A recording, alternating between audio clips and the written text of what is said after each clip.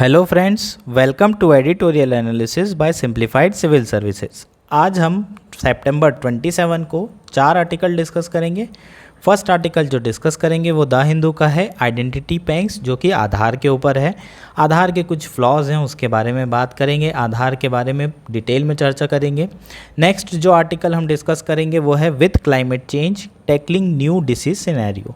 Next article जो हम discuss करेंगे वो है quota is not enough. Indian Express में ये आर्टिकल आया है वुमेन रिजर्वेशन बिल के लिए। और जो हमारा अगला आर्टिकल होगा वो है political issue of delimitation. Delimitation का जो पॉलिटिकल मुद्दा है थोड़ा पॉलिटिक्स वाला है, लेकिन हमारे लिए कुछ चीज़ें इंपॉर्टेंट है यूपीएससी के लिए, वो सारी चीज़ें हम डिस्कस करेंगे। साथ ही आप लोगों को कंटेंट पसंद आ रहा है तो प्लीज़ आप लोग लाइक करिए, शेयर करिए और सब्सक्राइब करिए। आप हमारा टेलीग्राम चैनल भी ज्वाइन कर सकते हैं, उसकी लिंक नीचे दी हुई है।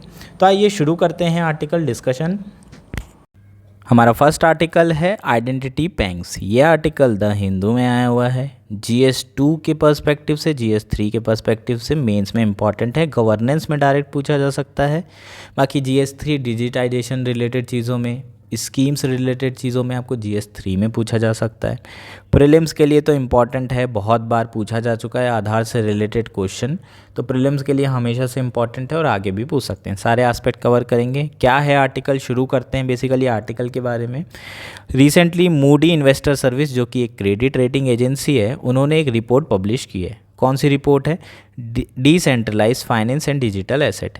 इस रिपोर्ट में इंडिया का ambitious digital identification programme for resident Aadhaar के बारे में कुछ अनकंफर्टेबल ट्रुथ सामने आए हैं। वो क्या अनकंफर्टेबल ट्रुथ हैं, ये आर्टिकल उसके बारे में बात करेंगे। आर्टिकल की बेसिकली आर्टिकल है आधार के बारे में, तो आधार के बारे में जानकारी लेना बहुत ज़रूरी है। आपका प्रीलिम्स का जो एस्पेक्ट है वो कवर हो जाएगा। क्या होता है आधार, आप सबको मालूम ही है। आधार बेसिकली हमारा है क्या?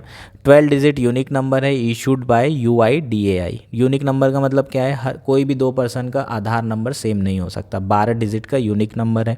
उसके बाद इसमें बायोमेट्रिक इन्फॉर्मेशन ली जाती है। जब भी आपने आधार कार्ड बनवाने गए होंगे तो आपसे बोला होगा कि अपने फिंगरप्रिंट्स दो, आइरिस स्कैन आपके आँख के, है ना, जो पुतलियाँ हैं उसका स्कैन किया होगा। उसके बाद आपके personal detail like date of birth और इंडिविजुअल एड्रेस, नाम, पापा का नाम, सारी चीज़ें, डेमोग्राफिक जो भी इन्फॉर्मेशन है वो सारी ली गई होंगी आपसे।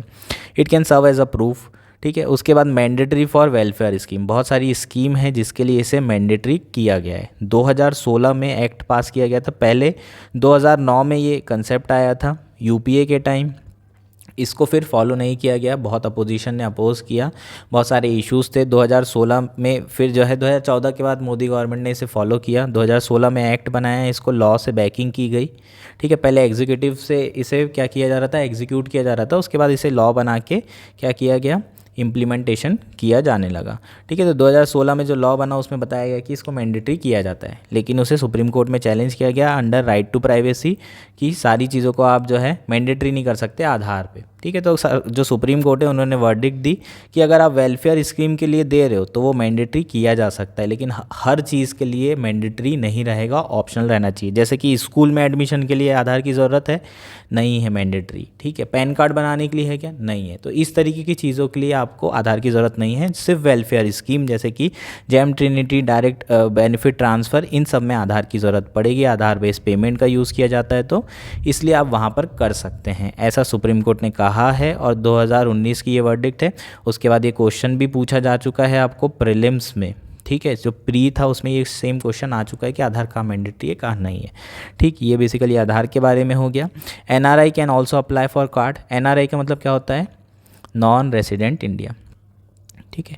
अब बात कर लेते हैं, यहीं बस आधार में थोड़ा सा कन्फ्यूजन है। आधार हमारा सिटीजनशिप जो है नहीं बताता है, नागरिक हो या नहीं हो देश के, ये आधार नहीं बताता। आइडेंटिफिकेशन नहीं है ये सिटीजनशिप का, समझ में आ गया। ये सिर्फ क्या है, अगर आप यहाँ के रेसिडेंट हो तो आपको आधार बनाया जा सकता है। मतलब आप थोड़े समय के लिए आए हो, 1 साल के लिए इंडिया में, तब भी आप आधार बना सकते हो। आधार बनाने के लिए क्या चाहिए? 182 दिन देश में रहने की ज़रूरत है। अगर आप 182 दिन देश में रह रहे हो तो आप अपना आधार कार्ड बना सकते हो। समझ में आया क्या? यही रेसिडेंट होने की क्राइटेरिया भी है। नॉन रेसिडेंट इंडिया क्या होता है? जो कि सिटीजन तो है, देश का नागरिक है, लेकिन देश में 182 दिन रहता नहीं है। मतलब बहुत सारे जो बिजनेस पर्सन होते हैं वो देश के बाहर जाते रहते हैं, वहीं काम करते रहते हैं। तो 182 दिन अगर नहीं रह रहे हैं पिछले 6 महीने में या 1 साल में, तो 1 साल में अगर 182 दिन नहीं रहेंगे तो वो रेसिडेंट नहीं कहलाएंगे, वो नॉन रेसिडेंट इंडियन कहलाएंगे। तो नॉन एनआरआई भी अप्लाई कर सकता है। आधार हर किसी को मिल सकता है जो रेसिडेंट है, उसका सिटीजनशिप से कोई वास्ता नहीं है, इसको समझने की ज़रूरत है।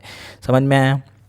तो ये सिटीजनशिप कार्ड नहीं है, it is backed by 2016 act, मतलब ये लॉ से बैकिंग है, एग्जीक्यूटिव नहीं है। जब शुरू हुआ था 2009 में, तब ये एग्जीक्यूटिवली ऑर्डर से इम्प्लीमेंट किया जा रहा था। अब इसके बेनिफिट्स क्या हैं, क्यों इसे लाया गया है? तो बेसिकली इससे फाइनेंशियल इंक्लूजन बढ़ रहा है ना, जैसे कि जनधन योजना के साथ साथ आधार को और मोबाइल को जैम ट्रिनिटी के थ्रू हम क्या कर रहे हैं, फाइनेंशियल इंक्लूजन बढ़ा रहे हैं। अनबैंक्ड सर्विसेज कहाँ तक पहुँचा रहे हैं, लास्ट मिल कनेक्टिविटी दे रहे हैं लोगों को, मोबाइल के थ्रू सारी बैंकिंग सुविधाएं दी जा रही है। तो आधार उसमें बहुत इंपॉर्टेंट रोल अदा कर रहा है। उसके बाद टारगेटेड बेनिफिशरीज है ना, बहुत सारी स्कीम है, उसमें हम डायरेक्टली लोगों को टारगेट कर सकते हैं। अगर उनका आधार नंबर है तो जिसको भेजा जाएगा उसी को पहुँचेगा। पहले इंडिया में क्या होता था, 1 रुपये भेज रहे हैं और 16 पैसे लोगों को मिल रहे हैं, बीच का सारा पैसा काय में खा लेते थे लोग, जो ब्यूरोक्रेट्स होते थे वो सब खा लेते थे, है ना। शुरू से भेजा सरकार ने ऊपर टॉप लेवल से, लोगों को कितना मिला, 16 पैसे। 84% कहाँ चला गया, 84-86% करप्शन में। अब डायरेक्टली सरकार भेजती, पूरा का पूरा आता है ना, आपके अकाउंट में, डीबीटी, डायरेक्ट बेनिफिट ट्रांसफ़र। वो कैसे हो रहा है, आधार के कारण। तो targeted beneficiaries, ghost beneficiary problem resolve. मान लो कि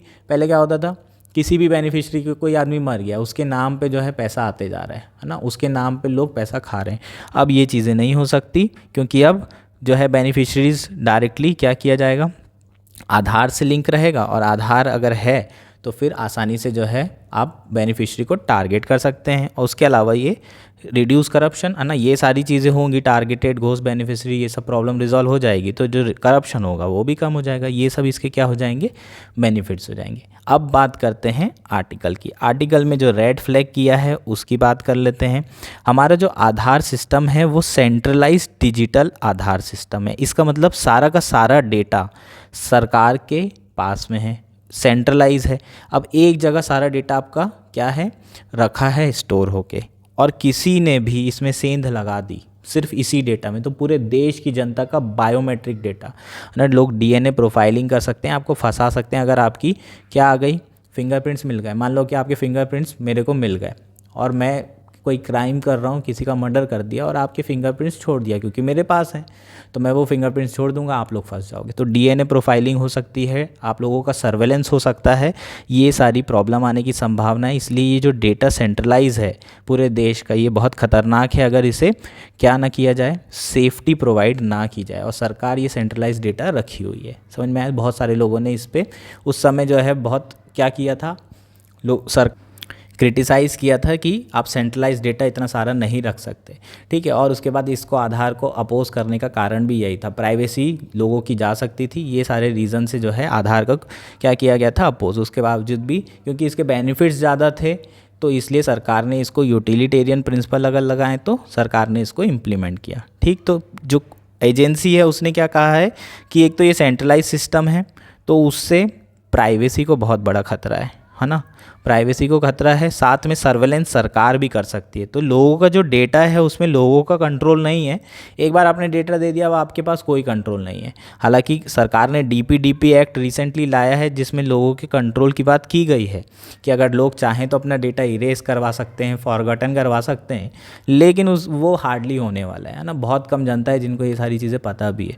तो बहुत आप लोगों के पास अपने डेटा का कोई कंट्रोल नहीं होगा। यही चीज़ अगर डिसेंट्रलाइज्ड वे में हो, जैसे ब्लॉकचेन वाली सिस्टम में, तो ये बेनिफिशियरी होता है लोगों के लिए, लोग अपना डेटा को कंट्रोल कर सकते हैं डिजिटल सिस्टम अगर डिसेंट्रलाइज सिस्टम हो तो पहला क्या है हमारा रेड फ्लैग, सेंट्रलाइज्ड सिस्टम है ना, सेंट्रलाइज्ड डिजिटल स्टोरेज ऑफ आधार। ये साइबर थ्रेट है, सर्वेलेंस थ्रेट है, ये सारे थ्रेट हैं इसमें, ठीक। दूसरा क्या है, दूसरा है इसकी एफिकेसी के बारे में कि यार मान लो कि आधार बेस्ड पेमेंट तो कर रहे हैं, लेकिन एक मज़दूर है हॉट ह्यूमिड कंडीशन में, जो मैनुअल लेबर है, वो अपनी उंगली, उसकी उंगलियों के निशान जो है मिट जाते हैं, ठीक है। अब वहाँ पर उसने फिंगरप्रिंट दिया और फिंगरप्रिंट के कारण उसको सर्विसेज नहीं मिल रही है, क्योंकि फिंगरप्रिंट पहचान में ही नहीं आ रहे। मशीन नहीं कर रही है, पहचान नहीं पा रही है, तो उसको तुरंत सर्विसेज से बाहर कर दिया जाएगा। तो एक्सक्लूजन बहुत हो रहा है, इसलिए आधार को मैंडेटरी नहीं किया जा सकता। हम चाहते थे कि करप्शन कम हो, लेकिन अगर जो हमारे बेनिफिशरीज़ हैं उनको ही फ़ायदा नहीं मिलेगा तो इस स्कीम का मतलब क्या है। तो उसके कारण जो एक्सक्लूजन बढ़ रहे हैं आधार के कारण, और झारखंड में ऐसा हो भी रहा है। जॉन ट्रीज़ ने, जो इकोनॉमिस्ट हैं, उन्होंने बहुत बार जो है ये वाली चीज़ों के बारे में बातचीत की है, कई आर्टिकल्स लिखे हैं, सरकार से भी बात करने की कोशिश की गई है कि जो मनरेगा से रिलेटेड पेमेंट है उसको सिर्फ आधार बेस्ड नहीं करना चाहिए, जो कि सरकार ने रिसेंटली कहा है कि सारे पेमेंट को जो मनरेगा के हैं उसको आधार बेस्ड पेमेंट सिस्टम से किया जाएगा, सारे के सारे पेमेंट को सिर्फ आधार से ही किया जाएगा, जिसका अपोज कर रहे हैं बहुत सारे लोग। झारखंड गवर्नमेंट खासकर अपोज कर रही है। रीसेंट कैग की रिपोर्ट की बात करते हैं। लास्ट ईयर कैग ने भी कुछ रेड फ्लैग रेस किए थे। क्या क्या रेड फ्लैग रेस किए थे? उन्होंने कहा था कि प्राइवेसी कॉम्प्रोमाइज़ हो रही है, डेटा सिक्योरिटी कॉम्प्रोमाइज़ हो रही है, उसके साथ आधार डुप्लीकेशन हो रहा है, एक ही इंसान के दो दो तीन तीन आधार कार्ड बन गए हैं।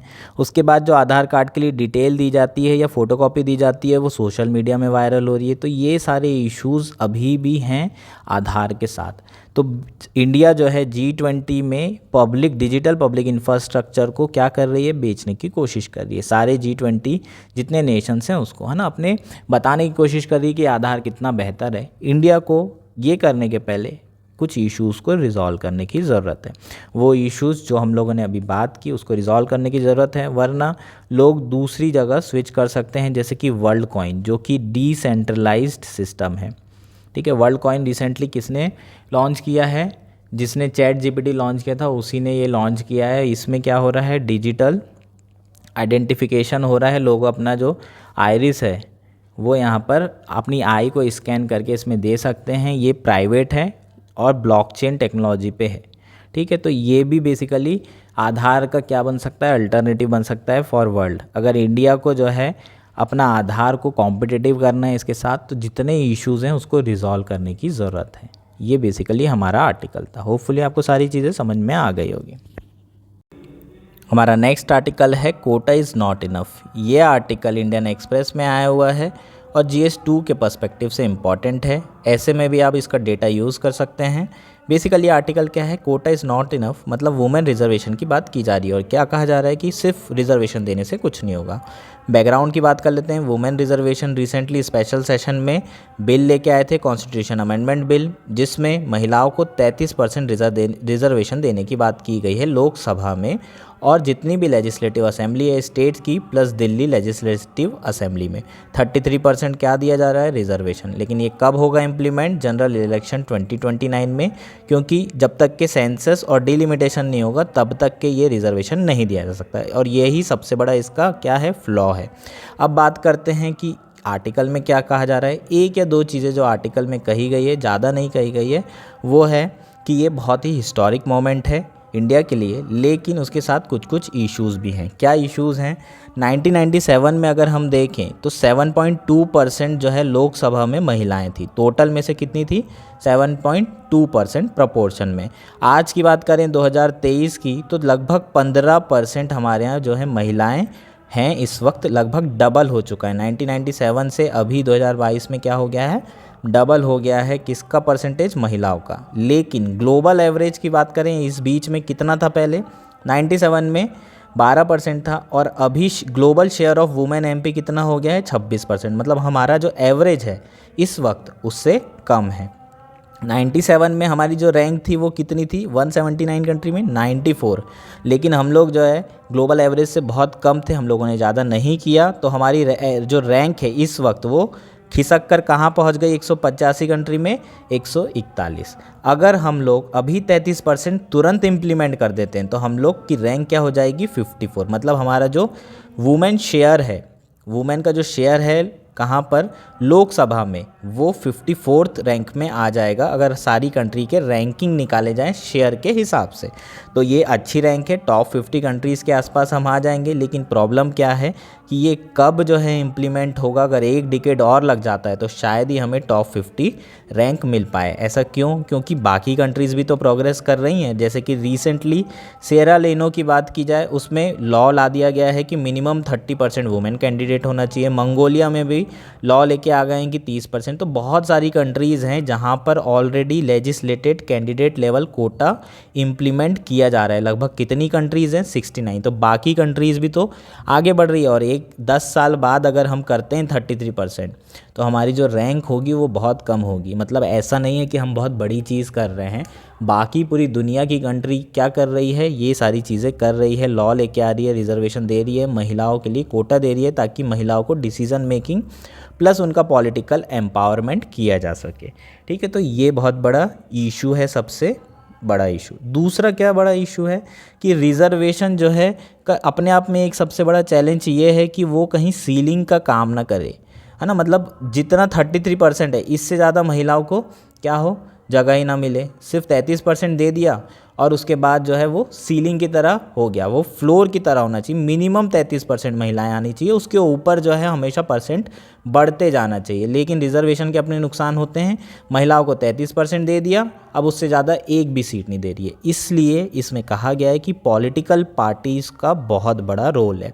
पॉलिटिकल पार्टीज़ को, है ना, 97 में जो है लेके आए गए थे फर्स्ट टाइम बिल। तो पॉलिटिकल पार्टी खुद भी तो दे सकती थी अपनी महिलाओं को क्या टिकट्स दे सकती थी कैंडिडेट्स को। अगर हम बात करें अभी रिसेंट ईयर्स में, तो असेंबली पोल में लगभग 1/10 कैंडिडेट ऐसे होते हैं जो महिलाएं होती हैं, और लोकसभा में 6 से 9% कैंडिडेट क्या हैं, महिलाएं होती हैं, जो कि बहुत कम है। और इंडिया में अडल्ट फ्रेंचाइज तो बहुत समय से चल रहा है। अगर चाहती पॉलिटिकल पार्टीज़ तो वो क्या करती, कोटा दे सकती थी। इसलिए पॉलिटिकल पार्टीज़ को सामने आना पड़ेगा और एक डिकेड तक इंतज़ार करे बिना अभी से महिलाओं को बेहतर कोटा देने की ज़रूरत है।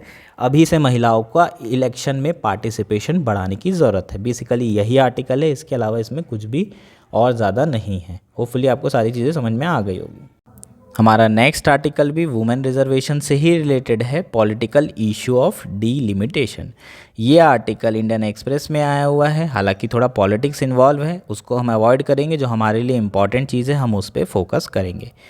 कॉन्स्टिट्यूशन में क्या कहा गया है कि हर सेंसस के बाद आर्टिकल 82 में डीलिमिटेशन करना ज़रूरी है। डीलिमिटेशन का मतलब क्या होता है, परिसीमन, बाउंड्री को क्या करना, फिक्स कर देना। फिक्स करने से क्या होगा, जो कॉन्स्टिट्यूएंसी है उसकी बाउंड्री हमेशा चेंज होगी, ताकि जो पॉपुलेशन बदल रही है उसके हिसाब से जो है कॉन्स्टिट्यूएंसी बदली जा सके।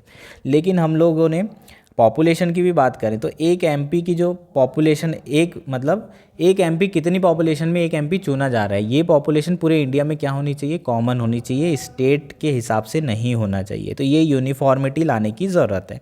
लेकिन उस समय 1970s में जो पॉपुलेशन है वो बहुत अलग अलग स्टेट की अलग अलग भाग रही थी। तो हम लोगों ने क्या कर दिया, जो परिसीमन था, सेंसस था, है ना, डीलिमिटेशन था, वो बंद कर दिया और हमने फिक्स कर दी किसकी, लोकसभा की सीट को 545, और 2026 तक के हमने इसे फिक्स करके रखा है।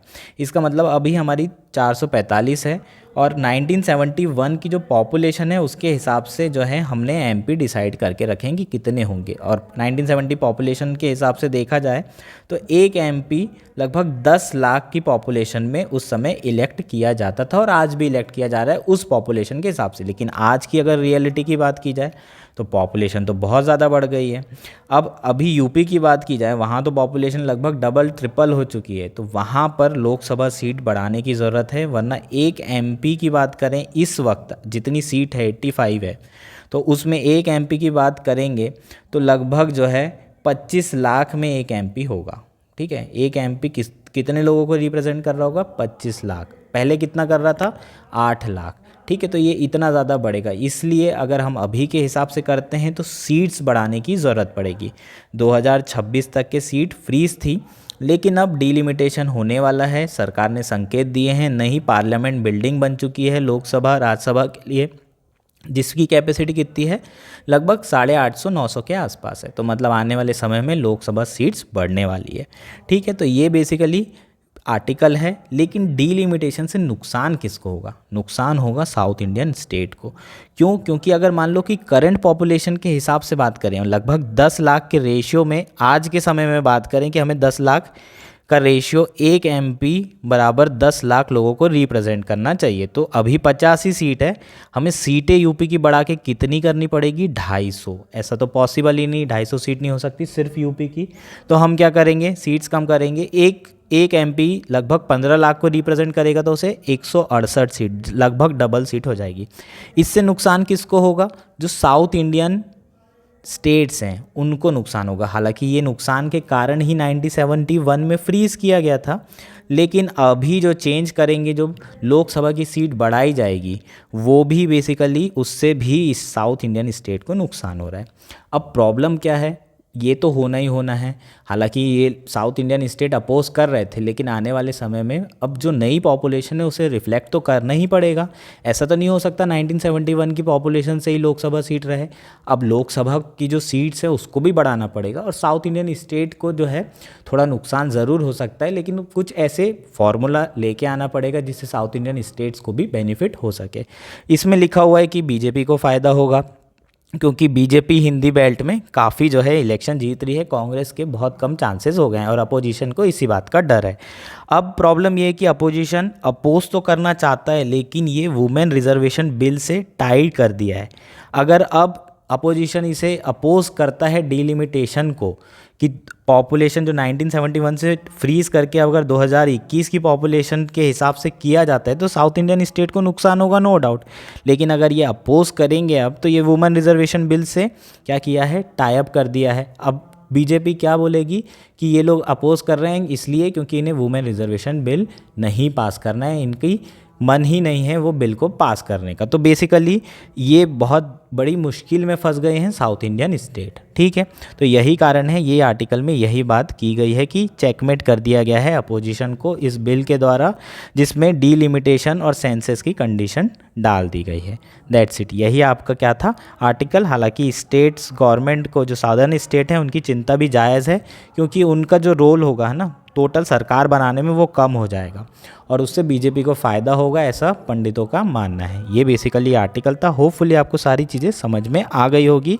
इसमें हमारा जो मेन चीज़ थी वो यही थी कि एक जो एमपी है वो कितनी पॉपुलेशन रिप्रेजेंट कर रहा था 1971 में, और अब जब पॉपुलेशन जो है 2021 की ली जाएगी तो यूपी में सीट्स बढ़ेगी, और हो सकता है कि प्राइम मिनिस्टर पहले भी यूपी डिसाइड कर रहा था और अब भी यूपी ही डिसाइड करेगा, जिससे सिर्फ बीजेपी को फ़ायदा हो सकता है। इस आर्टिकल में ये बात की। हमें बीजेपी के फ़ायदा नुकसान से कोई मतलब नहीं है। हमारा मुद्दा जो है कि सदर्न स्टेट को नुकसान होगा, क्योंकि उनका रिप्रेजेंटेशन कम होगा और वो प्रोटेस्ट करेंगे। ऑलरेडी सीसेशनिस्ट टेंडेंसी अभी जो है द्रविड़ नाडु इन सब की बात की जा रही है, तो पॉलिटिकल यूनिटी की भी चिंता होगी, इंडियन यूनिटी की भी चिंता करनी पड़ेगी। ये आर्टिकल आपके लिए बस इतना ही इंपॉर्टेंट था। होपफुली आपको सारी चीज़ें समझ में आ गई होगी। हमारा लास्ट आर्टिकल है with climate change tackling new disease scenarios. ये आर्टिकल द हिंदू में आया है। GS3 मेंस में डायरेक्टली आपको क्वेश्चन पूछा जा सकता है। किस तरह का क्वेश्चन आपको पूछा जाएगा वो लिख लीजिए आप लोग। According to IPCC report, climate change heighten the global risk of infectious disease. मतलब क्या किया है इसने? क्लाइमेट चेंज किससे रिलेटेड है? जो इन्फेक्शियस डिसीज़ है उससे होने वाली जो ग्लोबल रिस्क है वो बढ़ रही है, ये कह रहा है। इस पे आपको कमेंट करके बताना है। डायरेक्टली क्लाइमेट चेंज के कारण जो है, जो इन्फेक्शियस डिसीज़ है, आउटब्रेक्स हैं, ये सारी चीज़ें बढ़ गई हैं। ऐसा क्यों हो गया है, इसी के बारे में ये आर्टिकल है। अगर हम रिसेंटली एग्जाम्पल की बात करें तो मैं डेंगू की बात करूँगा। डेंगू मई में आ गया था। कहाँ? दिल्ली में। हमेशा कब आता है? सितंबर में। तो ये बेसिकली मॉस्किटो बॉर्न डिसीज़ है। मॉस्किटो ब्रीड कब करते हैं? इनका ब्रीडिंग सीज़न कब आता है? जब थोड़ा सा क्लाइमेट क्या हो, ट्रॉपिकल मतलब हॉट हो, प्लस थोड़ा बहुत मॉइस्ट भी होना चाहिए, पानी आना चाहिए। इसलिए सितंबर जो मानसून वाला सीज़न होता है, मानसून वापस जाता है, उसमें थोड़ा बहुत पानी गिरता है और इसी सीज़न में जनरली डेंगू आउटब्रेक होता है। दिल्ली गवर्नमेंट तैयार थी सितंबर के लिए, आ कब गया? मई में। क्यों? क्योंकि मई में पानी गिर गया, सेम कंडीशन बन गई। अब उसको थोड़ी पता है मई है कि सितंबर है। जैसा लोकल क्लाइमेट होगा उसके हिसाब से जो है चीज़ें होती है। तो लोकल क्लाइमेट चेंज हो गया, किसके कारण? क्लाइमेट चेंज के कारण। तो क्लाइमेट चेंज के कारण डेंगू गलत टाइम पे आ गया, और गलत टाइम पे आने के कारण क्या होगा? सरकार तैयार नहीं होगी, जान माल का जो खतरा है वो बढ़ जाएगा, रिस्क बढ़ जाएगी, हेल्थ इमरजेंसी आ सकती है। तो बेसिकली इसलिए हम ये बात कर रहे हैं कि क्लाइमेट चेंज के कारण जो डिसीज़ है, इन्फेक्शियस डिसीज़, उसका खतरा बहुत ज़्यादा बढ़ गया है। इसी को हम कोरिलेट करने की कोशिश कर रहे हैं। इसको कैसे डील किया जाएगा इसके बारे में बात करेंगे, ठीक है। तो सबसे पहले बात करते हैं कि कैसे खतरा बढ़ गया है।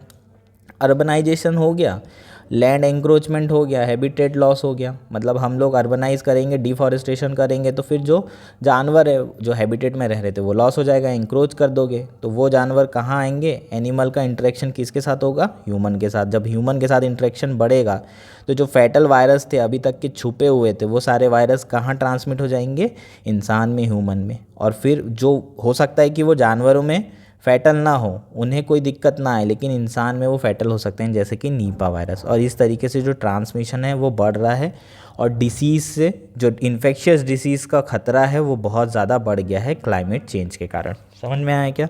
इस तरीके से एक तो हम लोग एनवायरनमेंट में घुस रहे हैं इस कारण, दूसरा इकोसिस्टम क्या शेप करता है, लोकल क्लाइमेट। और लोकल क्लाइमेट क्या डिसाइड करता है, जो भी आउटब्रेक होता है, जैसे कि अभी मैंने सितंबर का बताया, तो ये डिसाइड करता है कि वनरेबिलिटी टू ह्यूमन कैसी होगी, है ना। बेसिकली अगर लोकल क्लाइमेट ही बदल जाए, है ना, ये इसकी टाइमिंग चेंज हो जाए तो हम लोग प्रिपेयर नहीं रहेंगे और ज़्यादा वनरेबल रहेंगे कोई भी डिसीज़ को लेके। ठीक है, तो बेसिकली क्लाइमेट चेंज क्या कर रहा है, इकोसिस्टम ही बदल दे रहा है और उससे जो हमारी रिस्क टू ह्यूमन है वो कहीं ज़्यादा हो जा रही है। जैसा कि मैंने डेंगू का एग्जांपल दिया, रिसेंटली नीपा का जो आउटब्रेक हुआ है केरला में, वो भी जो है ऐसे टाइम पे हुआ है जब उसे नहीं होना चाहिए। 4th आउटब्रेक है ये। इसका मेन रीज़न क्या है, क्लाइमेट चेंज। इससे फ्रीक्वेंसी जो डिसीज़ आउटब्रेक की है वो भी बढ़ गई है। तो ये 2 कारण हैं हमारे यहाँ आने वाले समय में जो डिसीज़ से होने वाली रिस्क है वो कहीं ज़्यादा बढ़ गई है। अब हम बात करेंगे कि इसके सॉल्यूशन क्या हैं। इसके सॉल्यूशन, सबसे पहला तो सॉल्यूशन इसे डिटेक्ट और डील करना पड़ेगा, पहली स्ट्रेटजी यही है।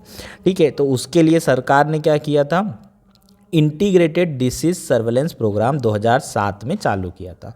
और जो आउटब्रेक की रिपोर्टिंग थी वो भी इम्प्रूव हो गई थी। 500 रिपोर्ट हुआ था 2008 में और 1700 कम से कम आउटब्रेक रिपोर्ट हुए थे 2017 में। तो सबसे पहला इंपॉर्टेंट काम क्या है, रिपोर्टिंग करना। हम लोग क्या करेंगे, सर्वेलेंस। जब तक कि डिटेक्ट नहीं करेंगे तब तक कि उसे डील कैसे करोगे, तो डिटेक्ट एंड डील सबसे पहली जो होगी हमारे सॉल्यूशन की प्रोसीजर होगी। इसके बाद जो है सरकार ने इस प्रोग्राम को बंद कर दिया और इंटीग्रेटेड हेल्थ इंफॉर्मेशन प्लेटफॉर्म शुरू किया।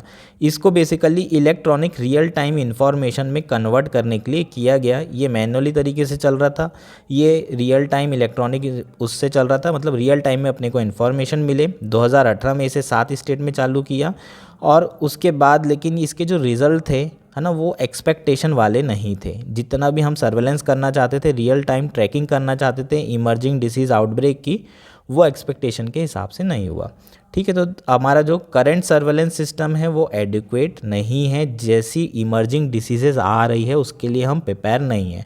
तो बेसिकली हमें क्या करने की ज़रूरत है, हमें जो क्लाइमेट चेंज इंड्यूस डिसीज़ है उसको अगर मिटिगेट करना है, उससे होने वाली हेल्थ रिस्क को कम करना है, तो हमें इकोसिस्टम को ही बचाना पड़ेगा, ग्रीन हाउस गैस एमिशन को कम करना पड़ेगा और पैथोजन सर्वेलेंस को बढ़ाना पड़ेगा। बेसिकली हम क्या बात कर रहे हैं, हम पूरा का पूरा बोल रहे हैं कि भाई एनवायरनमेंट को ही बचा लो, ठीक, उसके बाद एनिमल को बचाओ और ह्यूमन को बचाओ। इसका मतलब है हम वन हेल्थ अप्रोच की बात कर रहे हैं जिसमें एनिमल की हेल्थ, ह्यूमन की हेल्थ, प्लांट की हेल्थ और एनवायरनमेंट की हेल्थ, तीनों को बचाने की बात कर रहे हैं। तभी जो है हम इससे डील कर सकते हैं होलिस्टिक वे में, कॉम्प्रिहेंसिव वे में। अदरवाइज़ आप सिर्फ ये इलाज से नहीं हो सकता है कि आउटब्रेक आया तो इलाज ढूंढ लो, ड्रग ढूंढ लो, उससे नहीं हो सकता है।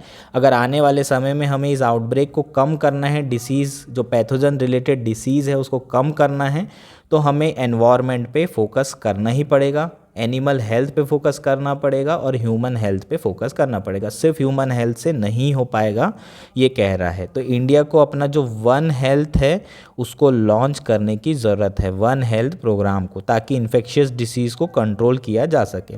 उसके लिए सेंटर, स्टेट और जो भी स्पेशलाइज एजेंसी है सबको कोऑर्डिनेट वे में काम करना पड़ेगा, है ना। जैसे कि animal husbandry, forest and wild life, ठीक है, इसमें एनिमल आ जाएगा, फॉरेस्ट एंड वाइल्ड लाइफ में एनवायरनमेंट आ जाएगा, municipal corporation and public health department, इसमें हमारे हॉस्पिटल्स हैं वो आ जाएंगे। इन सबको एक साथ मिलके काम करना पड़ेगा और एक रोबस्ट सर्वेलेंस सिस्टम बनाने की ज़रूरत है।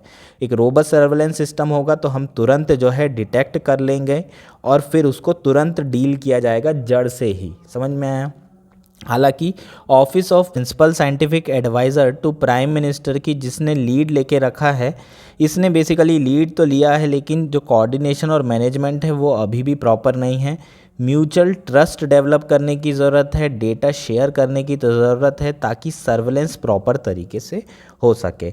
अब बात करते हैं क्लाइमेट चेंज की कि climate change is not limited to infectious disease. Climate change से सिर्फ इन्फेक्शियस डिसीज़ वाली जो रिस्क है वो नहीं बढ़ रही है, उसके साथ साथ इंजरीज और डेथ जो कि एक्सट्रीम क्लाइमेट इवेंट से हो सकती है, respiratory and cardiovascular diseases and mental health issue, ये सारी चीज़ें होने की भी संभावना है। हमारे लिए क्या है बेसिकली ये वेकअप कॉल है कि हम सिर्फ बायोमेडिकल रिस्पॉन्स के भरोसे नहीं रह सकते, हम बेसिकली इलाज के भरोसे नहीं रह सकते, हमें साथ में इकोसिस्टम को वापस प्रोटेक्ट करने की ज़रूरत है, इकोलॉजिकल बैलेंस डेवलप करने की ज़रूरत है, पॉल्यूशन कम करने की ज़रूरत है, ग्रीन हाउस गैस एमिशन कम करने की ज़रूरत है। वन हेल्थ अप्रोच ही हमारा जो है मिशन होना चाहिए आने वाले समय में। ये बेसिकली हमारा आर्टिकल था। होपफुली आपको सारी चीज़ें समझ आ गई होगी। Thank you, enjoy your day.